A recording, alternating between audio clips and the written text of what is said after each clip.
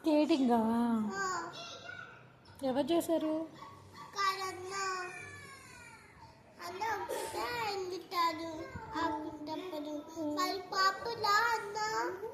పడిపోతాడు.